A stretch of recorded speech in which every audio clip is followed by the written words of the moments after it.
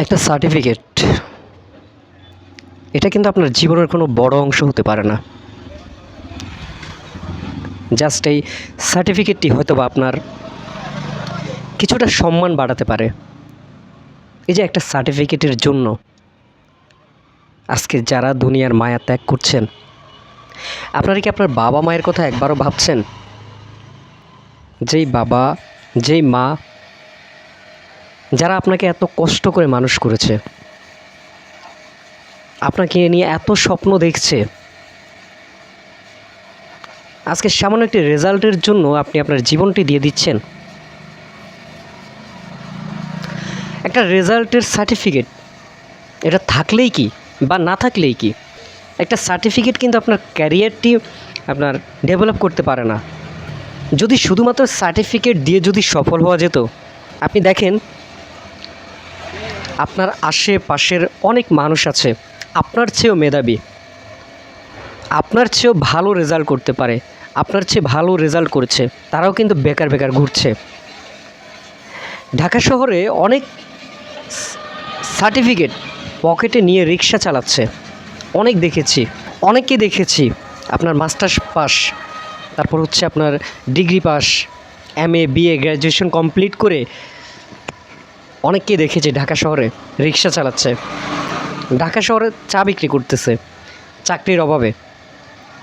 ওই যে শুধু শিক্ষা দিয়ে নয়, টাকা প্রয়োজন, ভালো চাকরি করতে হলে ঘুষের প্রয়োজন, সেটা দিতে পারেনি, নিরুপায় হয়ে রিক্সা চালাচ্ছে, তারপর হচ্ছে আপনার উবারের গাড়ি চালাচ্ছে। তারপর অনেকেই দেখলাম রাস্তার পাশে চা বিক্রি করতেছে, বুট পেঁয়াজও বিক্রি করতেছে। একটা সার্টিফিকেট, আমি প্রথমেই বলেছি, একটা সার্টিফিকেট আপনার শুধু হয়তোবা সম্মানের দিক দিয়ে আপনাকে কিছুটা সাহায্য করবে, কিছুটা সহযোগিতা করবে। এই একটা সার্টিফিকেটের জন্য আপনি পরিবারের আপনার বাবা মা ভাই বোন এদের কথা একবারও ভাবছেন না, যখন তখন যে কোনো ভুল সিদ্ধান্ত নিয়ে নিচ্ছেন। আমি বলবো যে আপনার এই শিক্ষা, এই শিক্ষার কোনো দাম নেই যেখানে আপনি নিজেই বুঝেন না, যেখানে আপনি নিজেই নিজের জীবনটাকে ভালোবাসেন না, সেখানে আপনার এই শিক্ষা দিয়ে কি হবে? যেই মানুষটি নিজের বাবা মায়ের কথা ভাবছেন না, যেই মানুষটি নিজের ভাই বোনের কথা ভাবছেন না, তাহলে আপনি শিক্ষিত হয়ে কী করবেন? আমাদের কবিরা বলতেন যে একবার না পারিলে দেখো শতবার। আপনি এবার পাশ করেননি, আগামীতে করবেন, তখন করবেন না এর পরে করবেন, পাশ তো করবেন নাকি?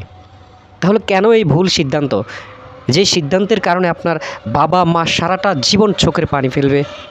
এই ভুল সিদ্ধান্ত কেন নিচ্ছেন? সময় থাকতে বুঝতে চেষ্টা করুন, বোঝার জন্য চেষ্টা করুন সময় থাকতে।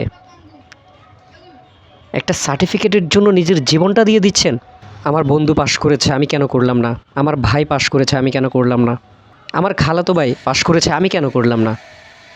আর সবাই যদি পাশ করতো তাহলে তো পাশ ফেল এই দুটি শব্দ থাকতো না, শুধু পাশটাই থাকতো।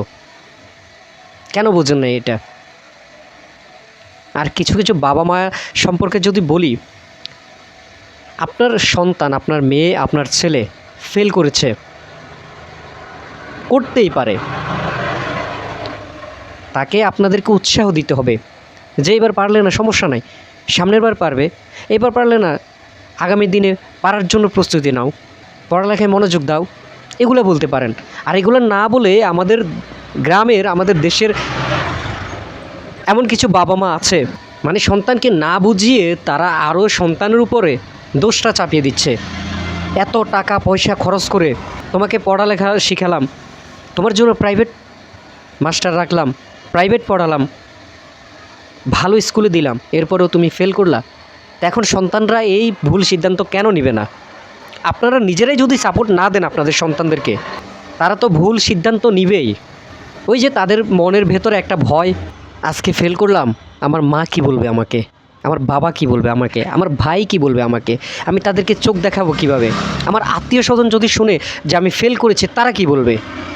এই যে লোকে কি বলবে, এই একটা কথা, এই একটা কথার কারণে কত বড় ভুল সিদ্ধান্ত নিচ্ছে আপনার সন্তান। তা আপনারাও নিজেরা সন্তানদেরকে সাপোর্ট দিন। এই যে গত কালকে যে আপনার রেজাল্টটা দিয়েছে, আপনি খোঁজ নিয়ে দেখেন কয়েকজন এই কাজটি করেছে, এই ভুল সিদ্ধান্ত নিয়েছে।